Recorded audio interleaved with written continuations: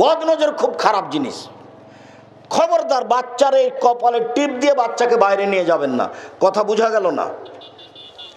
টিপ দিয়ে বাচ্চাকে বাইরে নিয়ে যাবেন না, বাচ্চাকে সাজগোজ করে বাইরে নিয়ে যাবেন না, সন্ধ্যার সময় বাচ্চাকে ছাদের উপরে নিয়ে যাবেন না, সন্ধ্যার সময় বাচ্চাকে উঠানে আগুনে নিয়ে যাবেন না, বাড়ির চত্বর বাইরে নিয়ে যাবেন না। শয়তানের নজর পড়তে পারে, মানুষের নজর পড়তে পারে। বদ নজর, বদ নজর এমন একটা জিনিস, আল্লাহ নবী বলছেন যদি কোনো জিনিস ভাগ্যকে ভেঙে ফেলে দিতে পারতো তো বদ নজরই পারতো। খালি আপনি বাড়িতে নিয়ে এসেছেন ছেলে, আর বাচ্চা একবারে বমন করে তুলে মরে মরে পেশাব পায়খানা, মনে হচ্ছে এখনই চলে যাবে, তার নামে বদ নজর লেগেছে।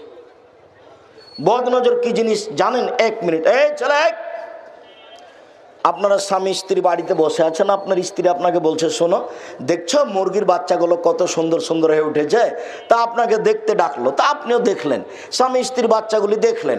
এবার আপনি জোহরের সালাত আদায় করতে গেছেন, এসে আপনার স্ত্রী বলছে আরে শুনেছ চিল এসে না 2-3টা বাচ্চা ধরে নিয়ে চলে গেল। দেখবেন সন্ধ্যা হতে হতে 10টায় ছিল 5টায় নাই, তার নাম বদ নজর।